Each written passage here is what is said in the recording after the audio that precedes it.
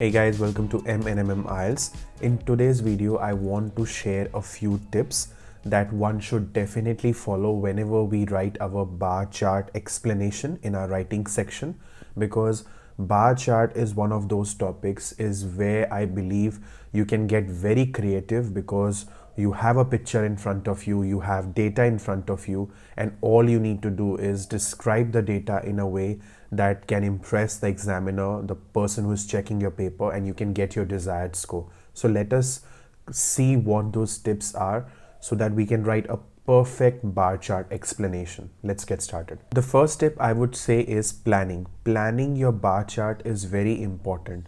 So having a proper structure, writing in paragraphs, and having a clear idea of what you want to mention in every single paragraph is also very important. A structure that I have for all of you is you should try and write down 4 paragraphs is what I would recommend, where the first paragraph is your introduction, second is called body 1, third paragraph is called body 2, and then the last paragraph is your conclusion paragraph where you will conclude your bar chart explanation. Right now, let us understand what you can write in all these paragraphs, because that again is a tip and that again will contribute in a very good score. Introduction, according to me, is a very important paragraph, right, and holds approximately 25% of the score of your bar chart explanation. So you have to make sure that your introduction is very generalized and does not focus on a specific point of a bar graph. Let's say the bar graph is about production of chocolates and biscuits in United States of America, right? So if they are describing the production of chocolate and biscuits in different states of United States of America, introduction cannot be regarding, describing one state and the data of one state. That is not introduction. Introduction is the general idea, the overall view, overall picture of the bar graph. So the best way to understand what should I write in introduction is, you always have a vertical axis and a horizontal axis in your bar graph. So there is some sort of data on your vertical axis and some sort of data on your horizontal axis. Let's say horizontal axis is some percentage and vertical axis is some state's name, right? A, B, C. So if these are the different states and they have certain number, let's say 5, 10, 15, what I have to keep in mind is, in my introduction, I will describe what this bar chart is all about, the title, okay, what message is it trying to give. That is my first thing that I would cover. Then I would cover what is my vertical axis all about, what is my vertical axis trying to explain, what are the components on vertical axis. Similarly, what are the components on horizontal axis? What are they trying to explain? And what is the relationship between vertical axis and horizontal axis? All right. Let's say vertical axis is your states and horizontal axis is your numbers. So you have to describe the relationship between vertical axis and horizontal axis, right? The next tip that I would like to share is, analyzing your chart, your bar graph is very important before you start writing your body 1 and body 2, because introduction will be pretty much the overview, the overall picture of the chart, but body 1 and body 2 has to be specific description of the data that you see in your bar graph. So you will have to describe the data, the numbers that you see, the words that you see, you should describe them in detail. That is what body 1 and body 2 is all about. So what I would recommend is, before you start writing them, just do some little bit background work, I would say, and analyze the chart and highlight or write it down in points somewhere. What is the maximum value that you can see, and what is the maximum like the highest data that you can see, what is the lowest data that you can see. Describing highest and lowest data is a good thing. That will show that you are aware of the bar graph, that okay, what is the maximum value of anything that is given in the bar graph and the minimum value at the same time. The next thing you need to focus on is what stands out. Now, when you say what stands out, what does that mean? Describe the difference between the highest number and the lowest number. Let's say the difference between highest number and lowest number. Highest is 20, lowest is 10. So the difference is 10. Describe a little bit on that point, that difference of 10, whatever that difference is, okay? Similarly, also pick up a difference which is the least difference in your bar chart. Let's say there is a value of 6 and there is another value of 4, which means the difference is only 2.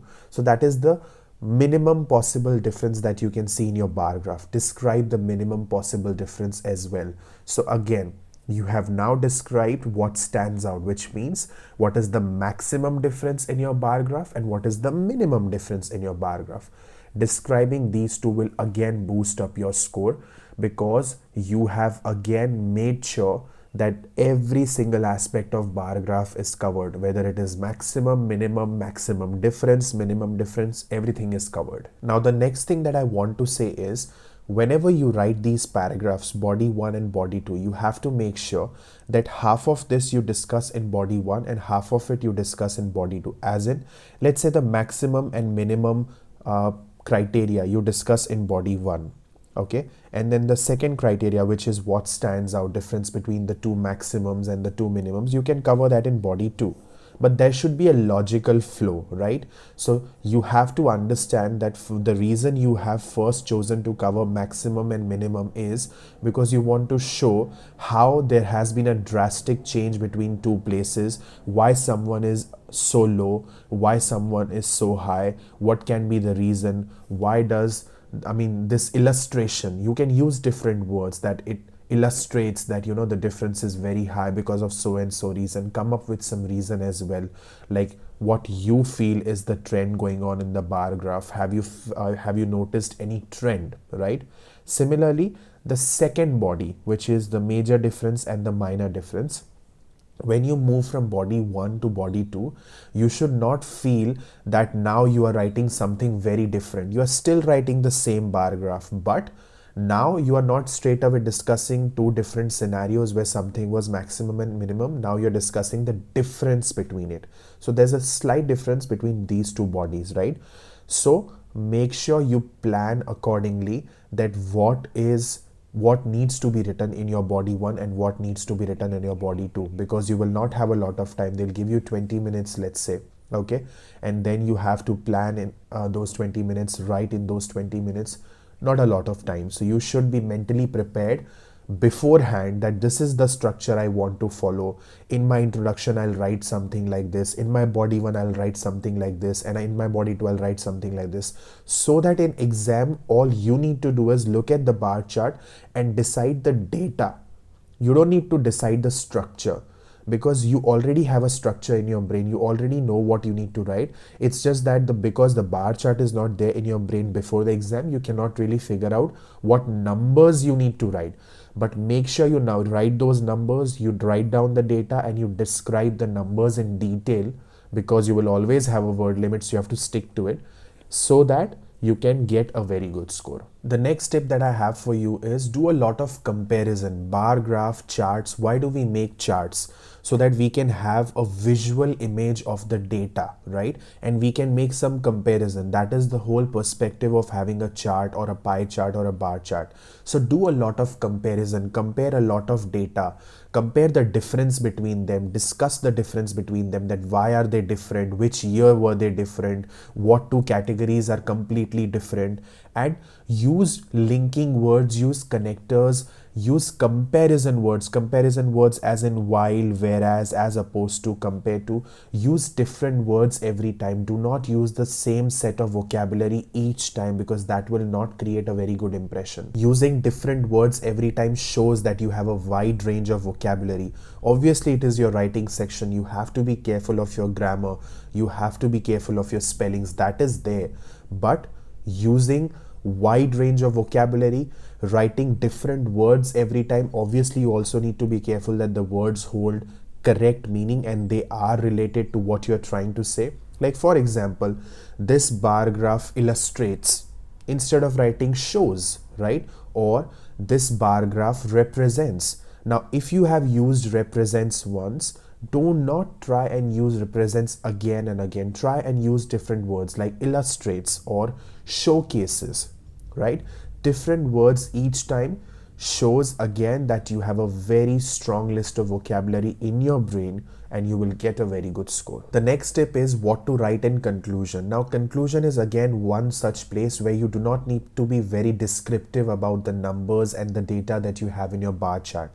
What you can do is, again, you can follow the similar strategy that you followed in introduction. You can keep it similar, as in focus on the overall or overview of the bar graph.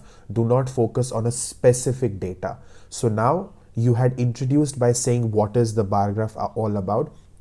In conclusion, what you need to do is whatever you have written in body 1 and body 2, you now know what is the highest difference or what is the maximum value, minimum value.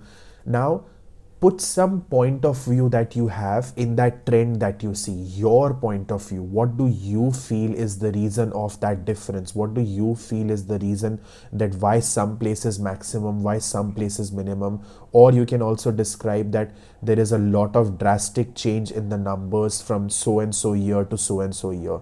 So you have to be like a judge, I would say. Think as a judge. Give some sort of a decision on that bar graph, that okay, I feel that this is the reason there is a lot of trend change, this is the reason there is a lot of up and down, or this is the reason that there are two places but they have very different numbers. So all I'm trying to say is try and give your opinion in a conclusion. Conclude the bar graph by saying this is my opinion, and obviously again what you need to keep in mind is your spellings, your grammar and your vocabulary. Okay, these are the strong pillars where your writing is dependent on, because if you do not make sure that these things are taken care of, no matter how good of a bar graph description in your head, if you are not able to put it on your paper or on your computer screen with a good set of vocabulary words, it won't help you a lot. I hope this video helped you. I just wanted to share a few tips today regarding bar chart. I would also come up with videos where I'll do some sample bar graphs for you, and I'll show you some bar graphs and also the answers I'll share with you, so that you can get an example of how a bar graph needs to be solved. But apart from that, if you have any concern and question or query in a specific topic of IELTS and you feel that you need help in that topic, you can always put that in the comment section below, and we are more than happy to make videos on those topics so that we can address your concerns. With that, I'll take your leave and bye for now.